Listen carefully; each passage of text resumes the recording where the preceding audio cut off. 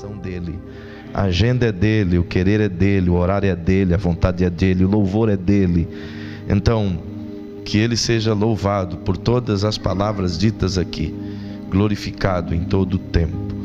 Como igreja estamos aqui para servi-lo, amá-lo e amar as pessoas como elas são. Antes de entrar nesse texto tão maravilhoso que eu quero passar para você, só pedir aos irmãos, lembrá-los e também pedir esse folder, tem vários ali no hall de entrada, é o folder do CTMA, Centro de Treinamento Missionário da AMA, e nós estamos esforçando, preparando para que iniciemos logo as aulas desse centro de treinamento, que vai ser lá na nossa chácara, será transformada, portanto, num centro de treinamento. Então, o que eu quero pedir? Que os irmãos me ajudem a divulgar via rede social, via telefone, via amizades, né? É importante, porque a divulgação vai propiciar as igrejas entenderem que agora aqui em Dourados tem a oportunidade de treinar seus obreiros e seus missionários autóctones e também missionários nativos e de outras nações. Então é muito importante que os irmãos ajudem a gente nisso, tá bom, queridos? Deus te abençoe por esse envolvimento. Quero te convidar para abrir comigo a tua Bíblia no livro de Êxodo, por bondade, no capítulo 38, outra vez, e nós vamos ler de forma breve o verso 1. Glória a Deus, glória a Deus. Diz assim: fez um altar de madeira de acácia para os holocaustos, com 1,35 m de altura, era quadrado, com 2,25 m de cada lado. Amém. Apenas esse verso. Incline sua cabecinha, feche seus olhinhos, por bondade. Paizinho maravilhoso, eu ficaria durante todo o tempo desse culto apenas te louvando, porque é tão maravilhoso poder tributar a Ti a minha gratidão, e digo a nossa gratidão, mas desejo também, Senhor, adorar-te com aquilo que me confiaste a fazer. Então dá-me esse privilégio uma vez mais, de adorar-te enquanto que semeio a Tua palavra, mas bem sabes que tudo que posso fazer é simplesmente verbalizá-la, e o Senhor nos ensina, pois a fonte és Tu. Que o Teu Espírito nos conduza a entender algumas coisas e saiamos daqui abastecidos com a Tua palavra, no nome maravilhoso de Jesus, que vive para todos sempre. Amém. Queridos, estamos trabalhando nessa temática dos 7 níveis de intimidade com o Eterno, e na semana anterior, quarta-feira, eu pude introduzi-los dentro do pensamento do 2º nível. Falamos abertamente sobre o 1º nível em algumas semanas, do que é estar agradecido pelas bênçãos, mas completamente insatisfeito pelo nível de relacionamento que temos com Ele. Então começamos a trabalhar dentro desse capítulo essa segunda peça que a gente aliás, é a primeira peça dentro do tabernáculo, mas representando o 2º nível, onde nós passamos a perceber, quando se entra dentro daquela visão, da imagem que você sempre tem na tela, que o Gustavo sempre coloca, você percebe que a porta de entrada vai te dar de frente com esse belo altar de bronze, aonde estamos parados nele, trabalhando. E eu vos pude dar a você semana passada toda essa especificação do que ele é feito, o que significa, e de modo que eu não vou voltar nisso hoje. Entretanto, pude ir até o momento em que vos falei acerca da importância desse altar e do sacrifício que era feito sobre ele, como que chamado altar de holocausto. À medida que as pessoas entravam por essas portas que você está vendo na dianteira, Logo, a primeira coisa que se deparava era, portanto, com o altar de holocausto. Não tinha outro objeto que ela via de frente senão esse altar, que servia para sacrificar os animais. E eu vos disse que para que isso acontecesse, o cidadão que pecasse, por exemplo, ele precisava seguir a orientação de Deus. À medida que pecou, de imediato, tendo o entendimento de que pecou, tendo a ideia do que havia feito, ele deveria, sem dúvida nenhuma, entender que era necessário ele pagar o preço do seu pecado, até porque para ser justificado e ser embranquecido, assim como aquela parede aparentemente demonstra a brancura do linho, como que um significado de justificação, e as colunas de bronze indicando que precisa de julgamento, e a cobertura de prata indicando a redenção do Cristo, ele entendendo isso, ele precisava de maneira rápida pagar o preço do seu pecado. E como era feito isso?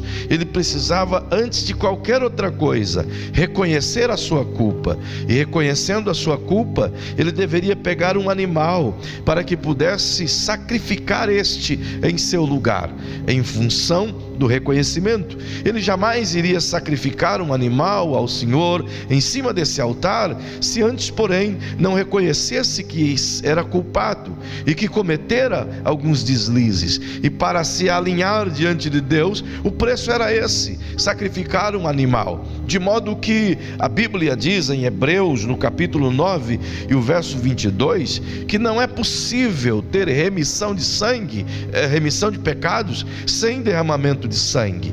Então, ele precisava seguir essa ordenança e sacrificar um animal. Mas para fazer isso, pegar um cordeiro inocente ou um cabrito inocente que era feito para expiação, ele deveria de puxá-lo por meio de todo o arraial e chegar diante do sacerdote. Aqui, diante dessas portas que você vê, sempre ficavam os sacerdotes avaliando as ovelhas. Então ele entrava naquele canto direito e lá ficava o avaliador, e ele olhava a ovelha se ela estava no perfeito estado para o sacrifício. Então limpavam ela e conduzia os auxiliares do sacerdote para sacrificar a ovelha. Perceba que fazendo isso, ele tinha que passar por um ritual, como vos ensinei, que segundo Levítico, no capítulo 1, versículo 1 ao 9, mas precisamente no versículo 4, ele tinha que colocar a sua mão direita sobre a cabeça do animalzinho, como que transferindo a culpa dele para o animalzinho.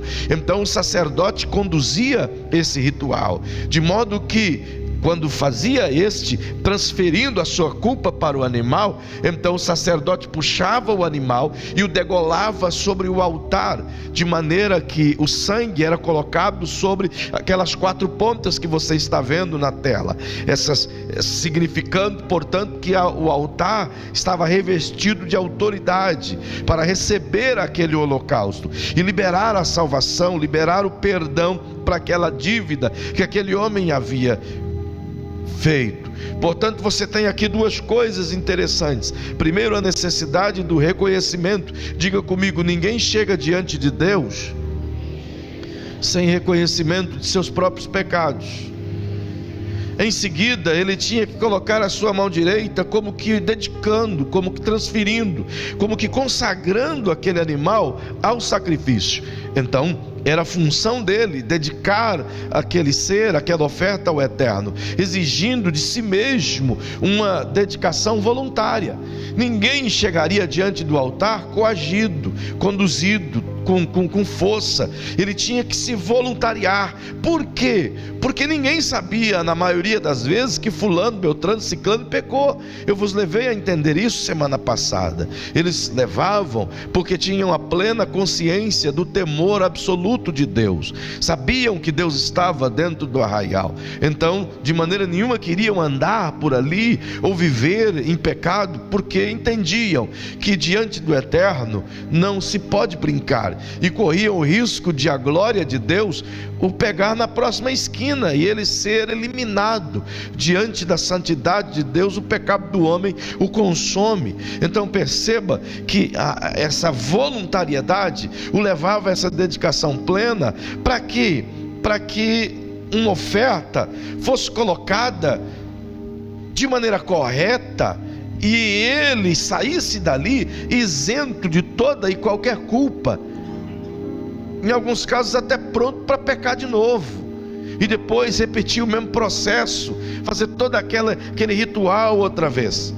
E é interessante que o altar dava a instrução de que quem pecou é quem deveria levar o animal e sacrificar o animal.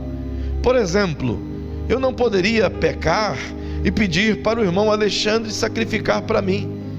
Tinha que ser eu mesmo, de forma individual. Eu não poderia representar a minha família que pecou, e a minha família deveria ir sacrificar. O holocausto era de maneira individual. Deus não aceitava outra pessoa fazer no meu lugar. Deus até aceitava um cordeiro inocente, imaculado, para julgar o meu pecado, mas ele não aceitava que eu mandasse um representante que o fizesse diante de Deus, de maneira nenhuma. Isso posto, você vê exatamente a descrição de João o Batista, quando lá no seu livro, aliás no livro de João o apóstolo, no capítulo 1, João falando sobre ele, o versículo 29 diz a Bíblia, que João esboça para todas as pessoas dizendo: eis o Cordeiro de Deus, que tira o pecado do mundo, falando de Jesus. Então perceba que a ideia que João está tendo é exatamente a mesma ideia. Ele parte no quesito substituição do animal para fazer um sacrifício vicário de uma vez por todas.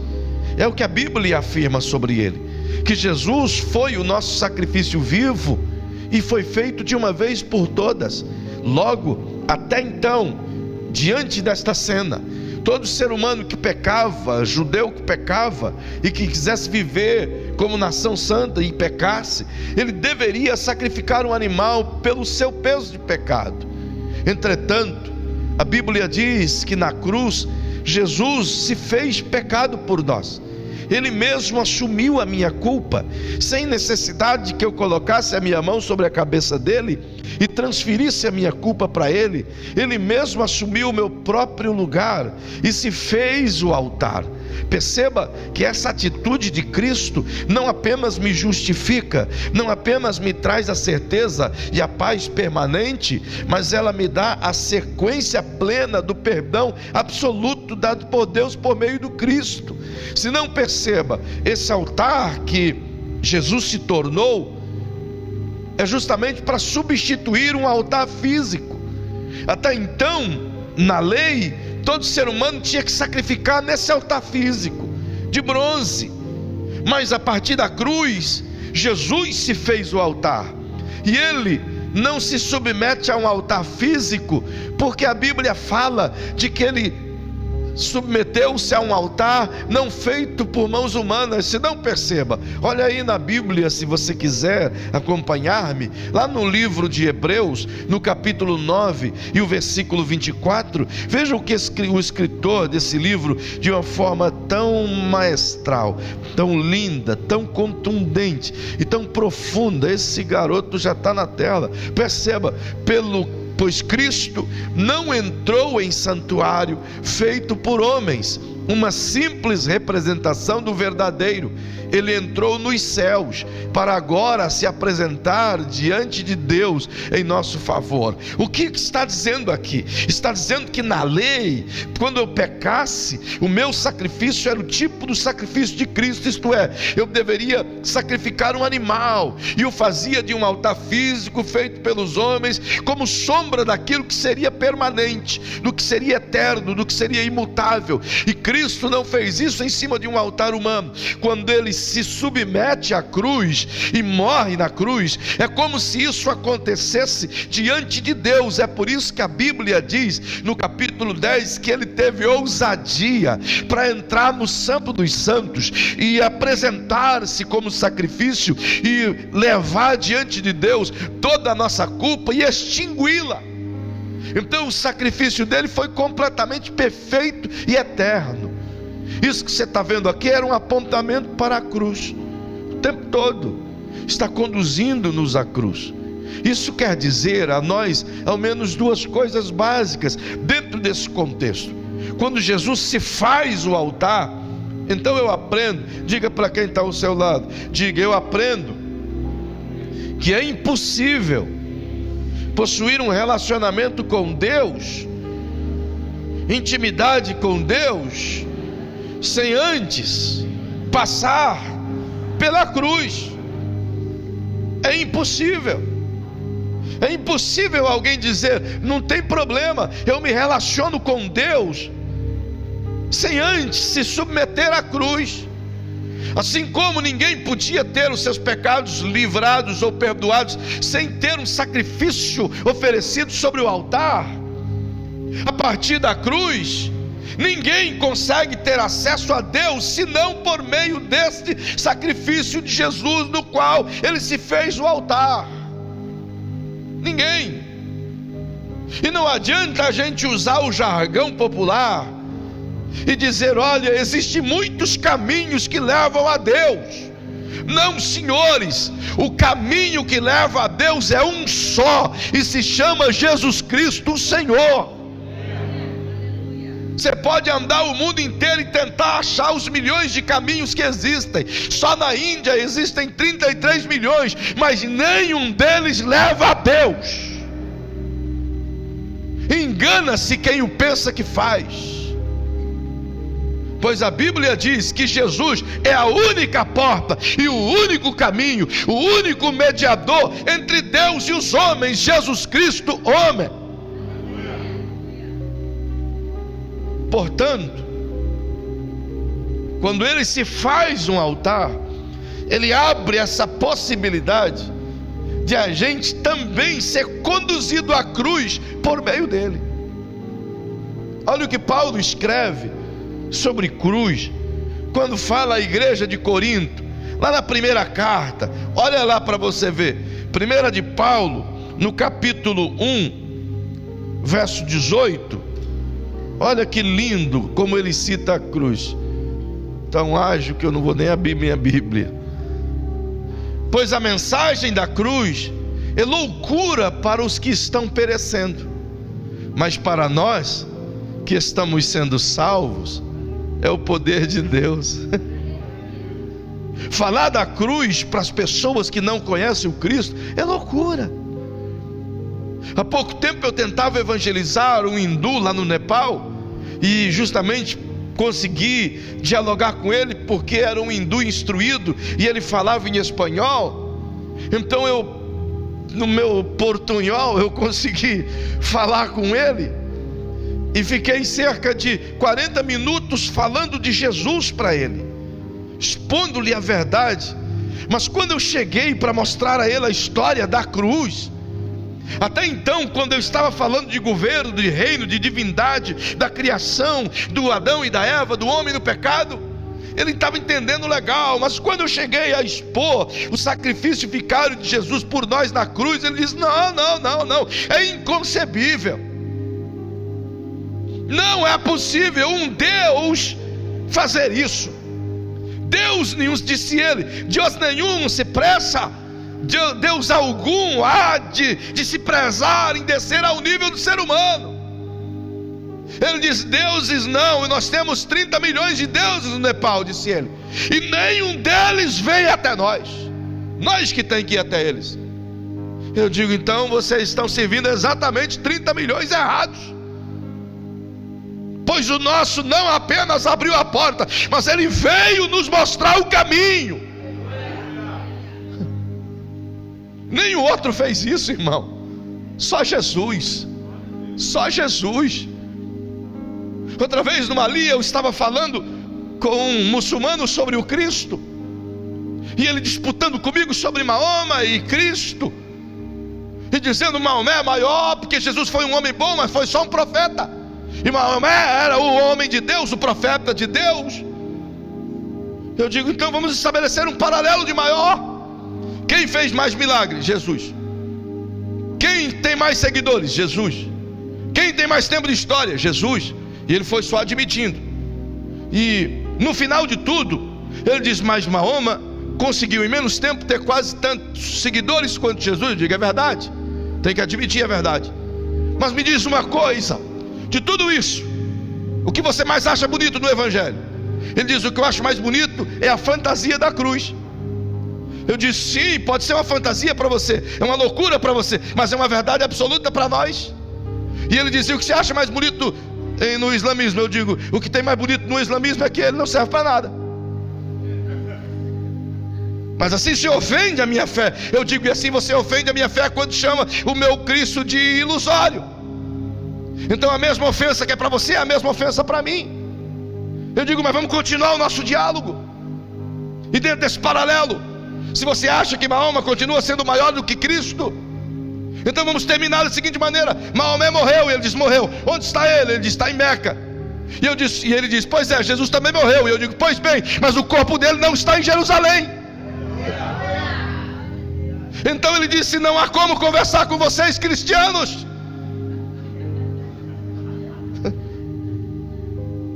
Arregou, como diz as coisas. Arregão, total arregão. Porque não há ninguém que possa se comparar a ele. Não há, irmão. Você pode procurar em qualquer lugar desse mundo. Por isso que eu não me canso de levantar as mãos e dizer glória a Deus, porque Ele é maravilhoso, grande, perfeito e poderoso para todo sempre. Me chame de louco como quiser. Se a ciência viesse a mim e dissesse: olha, eu posso provar efetivamente que tua fé não existe, que o teu Deus é uma balela e que o teu Cristo não passa de uma história de carochinha, e me trouxesse todos os dados físicos, químicos, arqueológicos, que provasse que tudo isso que eu creio é uma balela, eu ia dizer: muito obrigado por me provar, mas isso não vai tirar nada de mim, porque ninguém pode tirar aquilo que eu sinto dele, a experiência que eu tenho com ele, o quanto eu falo com ele, o quanto eu sinto ele, o quanto eu caminho com ele, o quanto ele mudou a minha vida. Ninguém pode tirar. Ninguém.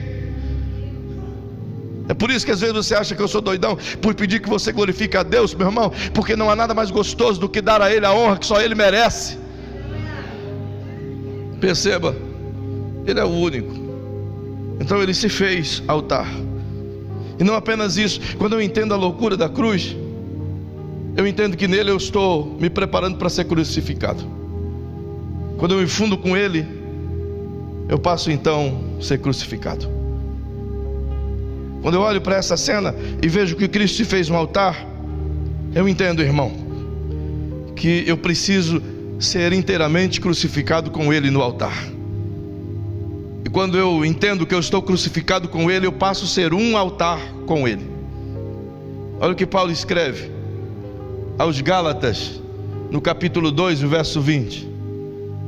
Ele traz uma palavra simples, mas com uma profundidade tamanha, e que todos nós deveríamos buscar ardentemente. Fui crucificado com Cristo, assim já não sou mais eu quem vive, mas o Cristo que vive em mim. A vida que agora vivo no corpo, vivo-a pela fé no Filho de Deus, que me amou e se entregou por mim. A ideia de Paulo é dizer: se você quiser ter acesso à intimidade com Deus, você vai ter que ser crucificado, assim como Cristo foi. Você tem que se crucificar sobre o altar que é Ele. E à medida que você se funde ao Cristo, à medida que Ele é um altar e eu me fundo a Ele como um altar, então eu passo a ser um altar com Ele. Eu passo a ser um pleno altar. Olha o que Pedro escreve. Corre aí na sua Bíblia, aprende a folheá-la. Vai na primeira carta de Pedro, no capítulo 2, verso 5. Corre lá. Veja como Pedro fala sobre isso de uma forma tão linda. 1 Pedro 2,5. Se ninguém vence ele: vocês também estão sendo utilizados como pedras vivas na edificação de uma casa espiritual, para serem sacerdócio santo, oferecendo sacrifícios espirituais aceitáveis a Deus, por meio de Jesus Cristo. Ele está nos declarando que a partir de então não existe mais altar físico, Isso aqui não é o seu altar de sacrifício. Igreja não é o seu altar de sacrifício. Esqueça isso, irmão. Isso é coisa de religião. Você não pensa que você vai trazer coisas aqui e porque trouxe aqui vai ser aceitável a Deus. Você pode estar lá no meio da rua, você é o altar. Você pode estar lá na sua empresa, você é o altar. Você pode estar lá na faculdade, você é o altar. Onde você estiver é lugar de culto. Onde você estiver é lugar de sacrifício. Onde você estiver é lugar de adoração. Onde você está é lugar de Deus.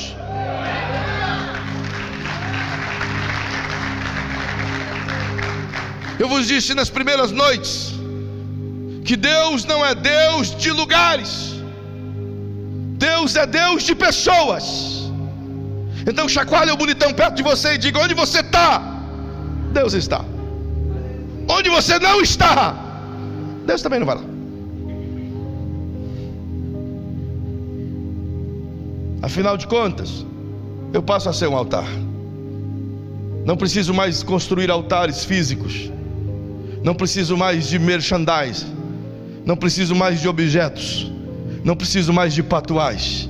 Não preciso mais de flanelinha, toalhinha, olhinho, cruzinha, correntinha, toquinha, sabonetinho. Não preciso de mais nada disso. Nem de salzinho, nem de balinha, nem de vassourinha. Eu não preciso nada disso, irmão. Tudo que eu preciso eu já tenho. A fé no unigênito Filho de Deus, e Ele me é suficiente. Basta isso. Perceba que se eu entender isso, eu passo a compreender o que o escritor aos Hebreus, no capítulo 13 e o verso 10 quer dizer. Olha lá para você ver. Aliás, do verso 10 ao verso 15 traz uma série de coisas bacanas. Mas olha o verso 10. Nós temos um altar do qual não tem direito de comer os que ministram no tabernáculo. Sabe o que significa isso? Ele não está dizendo aqui de uma maneira muito clara que nós somos um altar. Mas deixa eu explicar aqui a você esse versículo. Ele está falando do tempo das ordenanças. Ele está falando do tempo dos sacrifícios no altar de bronze, do tempo da lei. E ele está dizendo que aqueles que ministravam e que ministram segundo a lei de Moisés não têm o direito de comer sobre os nossos altares. Isto é, eles não mais têm autoridade para ministrar sobre a nossa vida, sobre o contexto da lei. Porque a partir de então nós não precisamos mais de altar físicos. Agora nós passamos a ser o altar. Então o sacrifício inteiramente somos nós. É por isso que o apóstolo Paulo escreve aos Romanos no capítulo 12, versículo 1, dizendo: rogo-vos, pois, irmãos, pela compaixão de Deus, que apresenteis os vossos corpos como sacrifício vivo e suave, santo e agradável a Deus. Então o seu corpo é um altar de sacrifício, a sua vida é um altar diante de Deus. O seu corpo é que carrega a glória do Eterno, e a justiça dele tem que refletir por meio do meu corpo. É por isso que Paulo escreve a 2 Coríntios no capítulo 5, versículo 21, dizendo que ele sem pecado, Deus o fez pecado por nós, para que por meio dele nós fôssemos feitos justiça de Deus, tornando-nos cartas vivas. Então olha para quem está perto de você e diga assim: a ideia de Deus é que as pessoas olhem para você, e apenas olhar para você, entenda o Evangelho. A ideia de Deus é que o Evangelho seja visto em mim sem palavras, que a minha pregação seja uma vida, que o meu testemunho seja a minha vivência, que o meu altar seja os meus rastros. Essa é a ideia de Deus. Então eu tenho que entender que esse evangelho michuruca que se vive nessa nação é conversinha para boi dormir. Esse evangelhozinho que prega que um Cristo trouxe a morte na cruz simplesmente para te dar casa, te dar carro, te dar emprego, te dar uma vida melhor, conversa fiada. O evangelho que Jesus trouxe, ele diz: no mundo vocês terão perseguição, vocês terão pedrada, vocês terão afronta, gente vai falar mal de você, vão perseguir você, mas quando fizer isso, levanta a mão e dá glória a Deus, porque fizeram isso comigo, disse ele. O evangelho de Cristo não propõe alívio, propõe sofrimento. Uau! Difícil dar glória a Deus quando o sofrimento é proposto. É por isso que o escritor aos Hebreus, no capítulo 5, ele diz que Cristo aprendeu a obediência pelo sofrimento. Por que ele teve que aprender a obediência pelo sofrimento? Porque ele obedecia o tempo todo sem sofrimento. Ele agora foi submetido ao sofrimento para nos ensinar que é por meio dele que somos forjados. Então, enquanto Cristo propôs uma vida de sofrimento, o evangelho de hoje propõe uma vida de bonança. Vem que dá, vem que tua vida melhora. Melhora, conversa fiada, isso é propaganda enganosa, irmão. É igual aquelas propagandas das Casas Bahia, que tu vai lá comprar e tu paga um monte de prestação, cobra 2 vezes. Propaganda enganosa, converseiro. É preciso entender a verdade. O que o Cristo nos propõe é uma vida plena nele, cheia de esperança, de que o que está tudo aqui é passageiro, e pouco importa o que está aqui, porque o que nos está reservado na eternidade é infinitamente maior e superior. É por isso que a Bíblia diz que Cristo ignorou a afronta e suportou a ignomínia, porque ele estava de olho em uma glória superior que estava para vir depois da cruz. Entenda, eu preciso compreender o que significa altar e me tornar um altar nele, não mais altar físico, humanamente feito. É por isso que eu preciso entender o que significa altar. Pergunto para quem está pertinho de você, diga: irmão, o que significa altar? Agora, já que você perguntou para ele, então responda e diga assim: altar significa tudo aquilo, ou todas as ideias de aproximação de Deus, que faz parte da expiação. Diga assim, 2 pontos. Agora cita bem alto, por favor, cita bem alto, diga assim, altar significa perdão, aceitação, comunhão, redenção, justificação, cidadania celestial. Isso é o que altar significa. Todas as vezes que você olhar para o altar, você vai se lembrar de perdão, de justificação, de comunhão, de salvação. Quando você olhar para você mesmo, você tem que se lembrar de que você recebeu perdão, recebeu salvação, você tem comunhão, você foi justificado, você ganhou de cidadania, você recebeu o direito de ser chamado filho de Deus. Que somos um altar. Entenda. Quando a gente conseguir compreender isso, então chegamos ao segundo nível de intimidade. Só quando compreendemos o que significa altar, então chegamos ao segundo nível de intimidade. Então cite comigo, por favor, esse segundo nível. Uma vez como a gente aprendeu, o primeiro nível é insatisfação. Vamos aprender o segundo nível. Estenda a tua mão sobre o ombro de quem está perto de você e diga assim: bem-vindo ao segundo nível de intimidade com Deus. E o nível é esse. Diga bem forte, diga: entregue-se totalmente a Ele. Quando o cara colocava o cordeiro sobre o altar, entregou. Quando ele colocou a mão sobre a cabeça do cordeiro, dedicou, e o sacerdote pegou, acabou. Eu me lembro quando criança pequena em Babacena, minha mãe ia, sacrificar uma galinha para a gente comer no almoço de domingo. E geralmente galinha só comia de domingo, assim como tubaína só tomava no Natal. Pensa, irmão, a gente esperava o ano todinho, e como o ano demorava a passar, irmão do céu, não é não? Incrível. Chegava o ano seguinte, mas não chegava aquele outro. Incrível. E eu morria de dó. É uma coisa triste, irmão. Eu olhava ela cortando o pescoço da bichinha, eu chorava. Acredita? Coitadinha da bichinha. Depois eu nem lembrava dela na hora que estava comendo o pé. Mas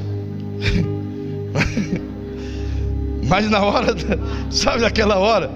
E quando ia despenar, meu irmão, eu fechava o olho. A minha mãe colocava ela dentro de uma lata de 20 litros, que esquentava no fogo a lenha, e jogava a bicha lá dentro assim, e a bicha tirava assim, aquele fumaceiro. Eu dizia: misericórdia, coitadinha.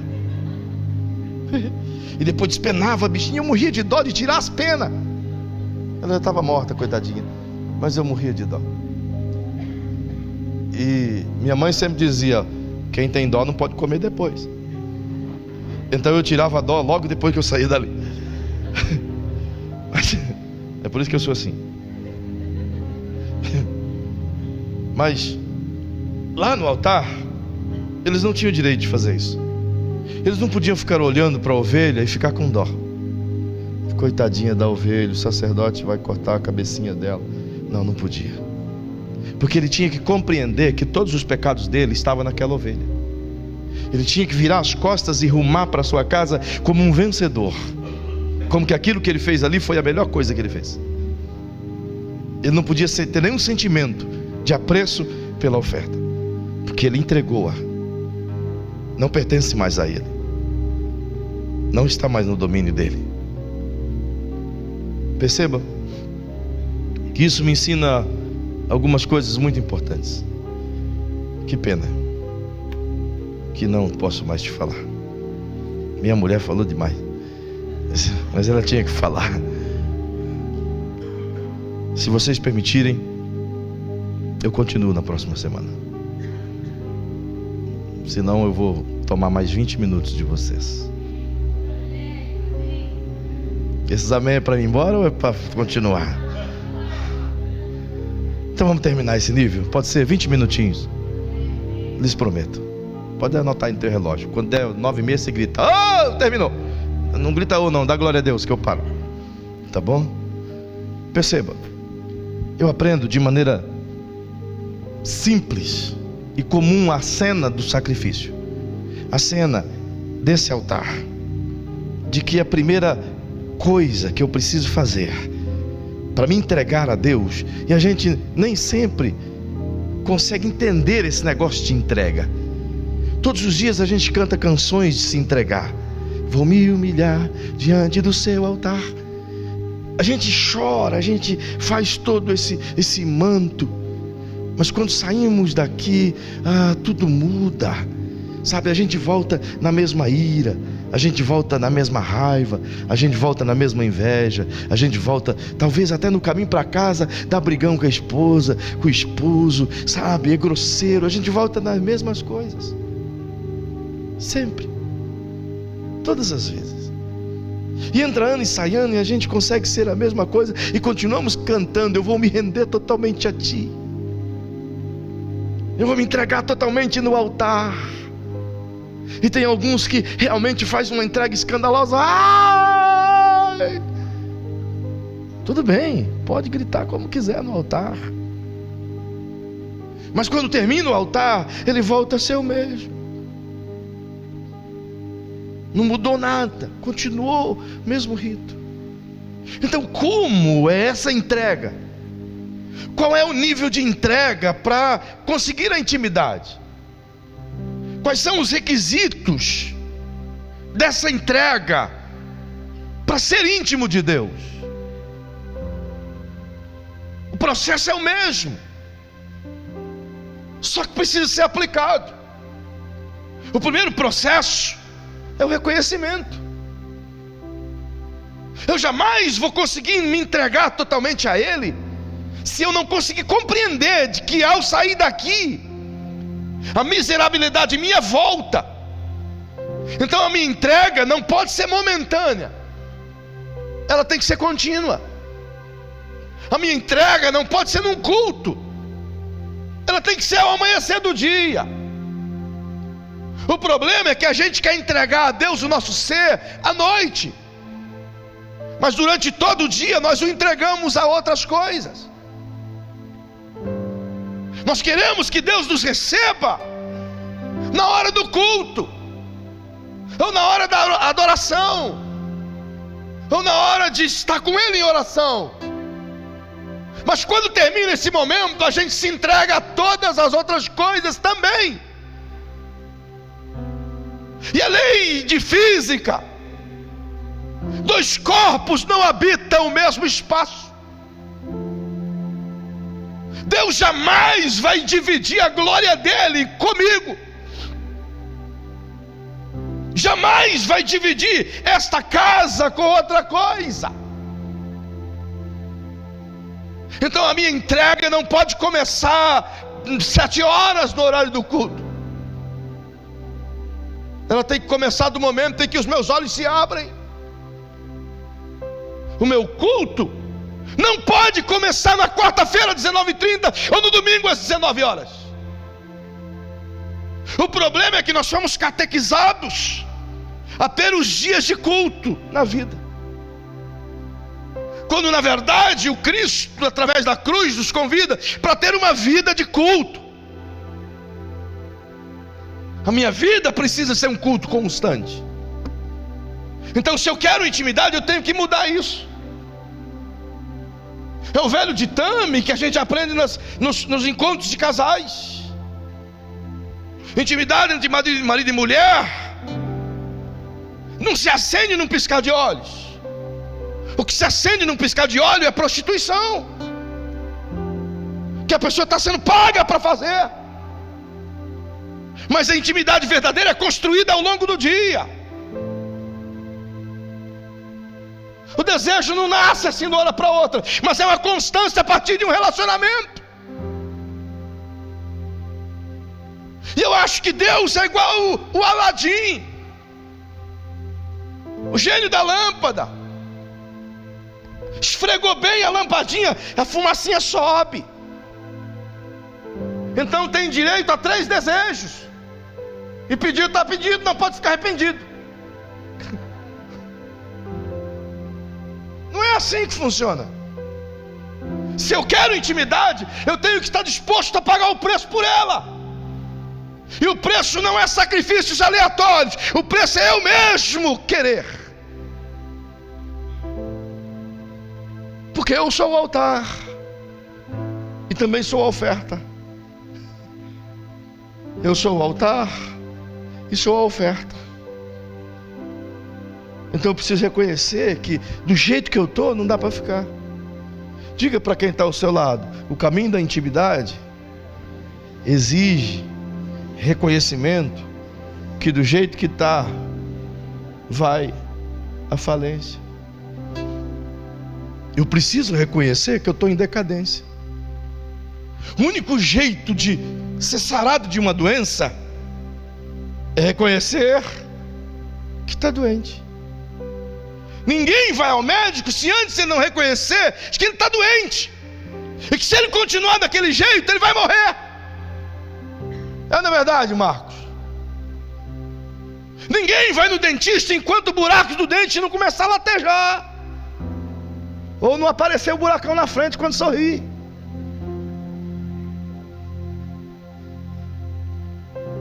A gente resiste até o final. E com Deus não é diferente. Nós precisamos reconhecer que do jeito que está não dá para ficar. O problema é que a gente se acostuma com a nossa situação e tudo fica plausível. Do momento em que eu aprendo a reconhecer, eu preciso entender que para chegar na intimidade não existe coação, mas existe voluntariedade. Pergunte para quem está ao seu lado: você quer realmente ser íntimo de Deus? Diga melhor para essa pessoa: então só depende de você. Olha o que Deus diz em 2 Crônicas capítulo 7 verso 14: se o meu povo, que se chama pelo meu nome, olha o que ele está dizendo, se o povo que tem identificação comigo, se o povo que carrega o meu nome, se o povo que é meus filhos, que é minha herança, que tem ligação comigo, ele não está falando de gente que não o conhece, ele está dizendo: se o meu povo, que também me tem como dele, se o meu povo, eles são meus, mas eu não sei se eu sou deles. É isso que Deus está dizendo. Se o povo meu reconhecer que eu também sou deles, uau!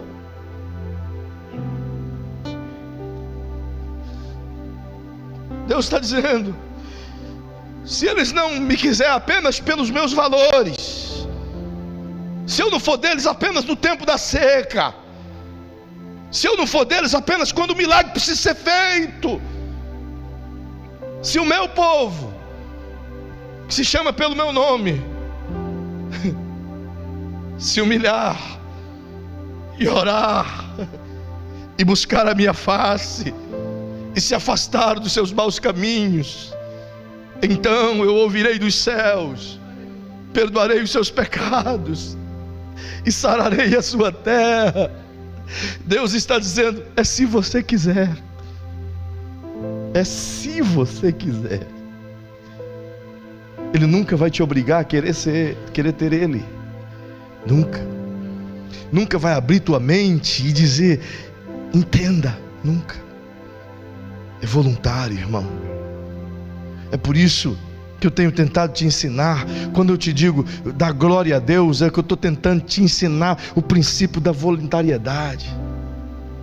Ninguém dá glória a Deus por obrigação, ou deve dar glória a Deus por obrigação. Deve dar glória a Deus porque sente. Há poucos dias eu explicava isso para um irmão e ele diz: então por que o senhor ensina? Eu digo: porque você não dá glória a Deus de jeito nenhum. Só por causa disso.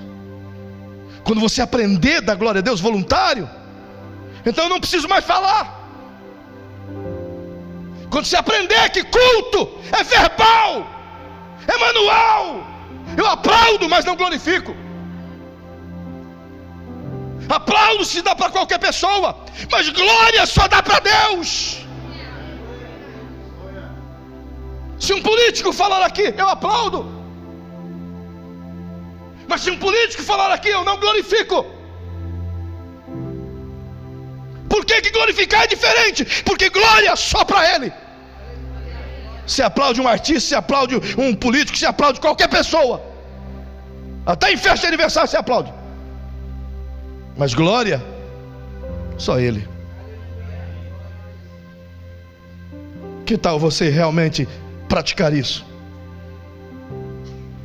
Toda hora, todo dia, glória a Deus. Voluntário, sagrado a Ele. É a mesma coisa que você está mandando bilhetinho de amor ou mensagem de WhatsApp de amor para o seu amor querido. De vez em quando você lembra da tua esposa, do teu esposo, liga: como é que está, meu bem? Só liguei para dizer que te amo. Glória a Deus, culto a Deus. Em qualquer hora do dia você para e diz: paizinho, I love you. E ele diz: I love you. Sabe? Ele espera isso de nós, voluntário. Eu disse a vocês que adoração requerida não é adoração. Adoração requerida é prostituição. Você paga para ter. E quem paga para ter adoração, quem adora porque paga, quem paga mais leva. O Deus que paga mais leva. Quem adora porque Deus dá as coisas, se o diabo der coisas melhores, ele adora também. Lança isso na internet. Pega esse pedaço e coloca na internet, para ver se alguns entendem. É voluntariedade que Deus quer. Mas esse é o tempo em que a gente tem que fazer tese para explicar que a grama é verde e tentar convencer as pessoas de que elas precisam de Deus mais do que Deus precisa delas. Você não está aqui coagido, você está aqui voluntário. Assim como a oração de manhã precisa ser voluntária, não coagida. Assim como dizimar e ofertar é voluntário, não é coagido. Tudo em Deus é voluntário. Por isso ele disse para o Adão: Adão, está aqui, ó, a árvore do conhecimento do bem e do mal e a árvore da vida. É voluntário. Se você escolher a árvore da vida, me escolhe. Se você escolher a árvore do mal, escolhe o diabo. Mas a escolha é sua. É voluntário. Diga para quem está ao seu lado, diga: Deus não quer casar com você de forma obrigada. Ele quer uma noiva que realmente o queira. É voluntário. Aleluia. Reconheça. Tem um coração voluntário. Estou terminando o terceiro. Exclusividade dedicada unicamente a Ele, somente dele. Nós não podemos pensar que Ele aceita essa divisão de espaços. É por isso que Tiago escreve no capítulo 4, verso 5, dizendo: porventura o Espírito do Senhor não tem ciúmes de vós? Quando ele fala ciúme, não é aquele ciúme pecaminoso. A palavra ciúme, ele se refere ao fato de ter alguém e não aceitar que outra pessoa desfrute daquele alguém que é seu. A gente pode até entender da forma equivocada, como quiser entender, mas se alguém chegar na tua esposa e dar um beijão nela, tu vai gostar? Se alguém mandar uma mensaginha no celular para tua esposa: ó, tu tá linda hoje, hein? Gostei demais de ti, da tua roupa, ó, que coisão. Olhar para o teu esposo e dizer: você tá um pão hoje, hein? Gostaria de amassar você. Tu não sentiria ciúme? Dá uma olhadinha pro coisão perto de você, vê se você não sentiria ciúme. Por quê? Porque é seu. Por quê? Porque é exclusividade. Por quê? Porque só te pertence. Porque é único, é exclusivo. Você viu primeiro. Então Deus diz: cara, tu é meu, e desculpa, eu só quero você. É por isso que Paulo escreve em 2 Coríntios no capítulo 6 e o verso 14, dizendo: irmãos, não vos prendais a julgo desigual com os infiéis, pois que comunhão tem a luz com as trevas, o templo de Deus com o templo dos ídolos, o justo com o injusto. Pelo que Deus diz: sai do meio deles, apartai-vos, e eu serei para vós pai, e vocês serão para mim filhos, diz o Senhor. Ele quer só você.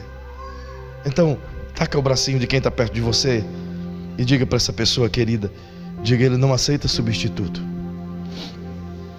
Diga: o teu lugar só serve você. É tão interessante isso, querido, que a Bíblia diz que o Pai procura verdadeiros adoradores, não é verdade? João 4, 24. E a gente passa a vida inteira tentando achar Deus, não é verdade? A gente passa culto, semana, orando, querendo encontrar Deus, caçando Deus, procurando Deus, tentando achá-lo em algum lugar. E segundo o que Jesus disse, se você simplesmente o adorar, você não precisa procurar, Ele te acha. Ele vai te achar, irmão. Ele está disposto a viajar longas distâncias, Ele está disposto a cruzar o cosmos para te achar. Onde você estiver, Ele vai te achar. Se você estiver dentro de uma caverna escondida, mas o teu coração começou a adorá-lo, você é o altar, Ele vai te achar. O GPS dele sabe onde você está. Ele vai te achar. A fumaça que sai de você vai encontrá-lo. Ele não aceita substituto. É por isso que você não pode pedir para ninguém adorar no seu lugar. Não dá. Não dá para mim dizer para minha esposa: esposa, vai no culto e cultua para mim hoje. Não dá. É impossível. Isso não existe. Já fechei a Bíblia. Há poucos dias ele me disse, eu estava orando, eu já contei isso para vocês, eu acho. Já pensou Deus olhar para você e diz: para de orar, filho, para de orar. Eu disse: mas tu pediu para orar. E ele termina dizendo que tem um vazio nele. Um Deus tão grande tem um vazio. E eu digo: como que pode ter esse vazio em ti, esse espaço vazio? Tem tudo isso aí à volta, tem tanta gente te adorando. E ele diz: mas o teu espaço só serve você. Todas as vezes que você o deixa, teu espaço fica vazio. Não cabe outro, irmão. Nenhum outro cordeiro vai no lugar, só você. Nenhum outro aleluia preenche o teu aleluia, só você. Sabe essa tua voz? É essa voz que serve lá. Sabe esse seu jeito de ser? É esse seu jeito que preenche aquele lugar. Aleluia. Intimidade é mais do que uma palavra. Em último lugar, se eu quero o caminho da intimidade, eu preciso estar disposto a me entregar por completo. Entregar como, pastor? Paulo escreve aos Gálatas, no capítulo 5, verso 24, dizendo que aqueles que se encontraram com Jesus, que são de Jesus, devem crucificar a carne com as suas paixões em Cristo. Que é intimidade? Eu preciso renunciar meus desejos, minha satisfação pessoal, meu ego, meu orgulho. Eu preciso renunciar tudo aquilo que me faz estar vivo. Eu concluo te dizendo: tudo aquilo que te faz lembrar que você está vivo, você tem que pôr na cruz. O ego, a humildade, o orgulho, a falta de humildade, tudo. Te lembra que está vivo? Tem que crucificar. Sabe por quê? Porque nós nunca iremos ter um encontro com a presença enquanto estivermos vivos. Se você quer ter um encontro e quer ter intimidade com Deus, você precisa morrer. Nenhum vivo tem acesso à intimidade do Eterno. Por isso Paulo diz: crucifica suas paixões, crucifica a sua carne, renuncie tudo aquilo que você gosta, renuncie. Como eu gostaria de me aprofundar nisso com você, mas tem mais coisa pela frente. Eu queria que você ficasse em pé. Se eu quero intimidade, eu devo reconhecer quem sou. Eu devo compreender que é voluntário. Eu devo ter uma exclusividade dedicada. Eu devo entender que não há substituto para mim. E eu devo renunciar a mim mesmo. Sabe o seu conforto das manhãs de frio? Você quer intimidade? Renuncie o conforto do seu colchão. Você quer intimidade? Renuncie o churrasco que te enche a barriga. Você quer intimidade? Renuncie à ganância. Você quer intimidade? Renuncie aquilo que te preenche, aquilo que te deixa com o ego grandão, aquilo que te faz sentir o cara, aquilo que atrai elogio, aquilo que te propõe ser identificado como alguém especial. Eu tenho lutado com os meus líderes e pastores e sempre digo isso. Eu detesto o título. Eu odeio o título. Porque ele para nada serve.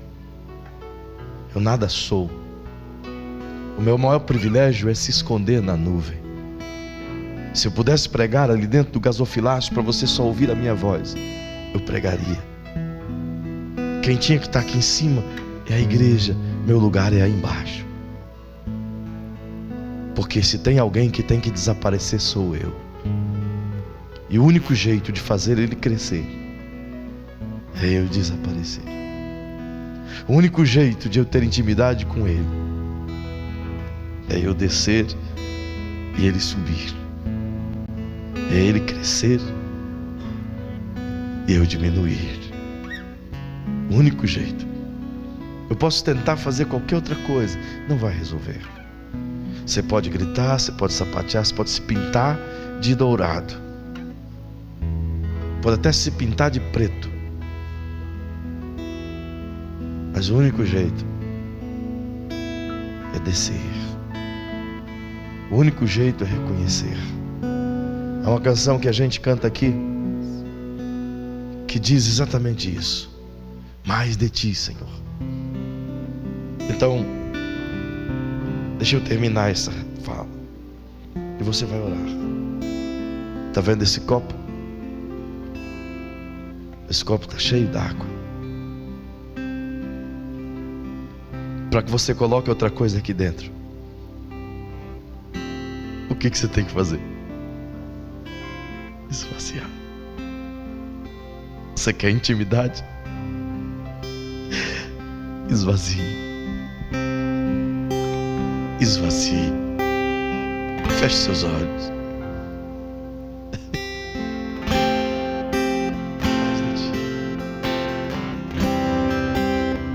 Feche seus olhos. Esvazie. Oh, Senhor. Esvazie.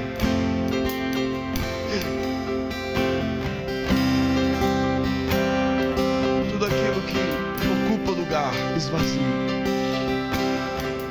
Tudo aquilo que tira o trono dele, esvazie.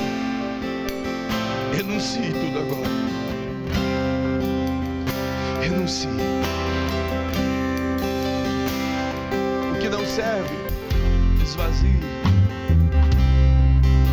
Esvazie. Se esvazie. O caminho da intimidade exige renúncia. Esvazie. Pai, eu disse que eu não ia orar, Pai, mas eu quero ajudar o teu povo. Senhor, nos ensina esse caminho da humildade. Nos ensina, Senhor, o caminho do altar. Nos ensina a reconhecer que somos esse altar e que não conseguiremos ir a lugar nenhum se não reconhecer isso. Nos leva, Senhor, a compreender a voluntariedade. Planta em nós, Senhor, esse desejo de dedicar-se inteiramente a Ti, de não ser dividido por outra coisa, de não amarmos outras coisas e amarmos somente a Ti.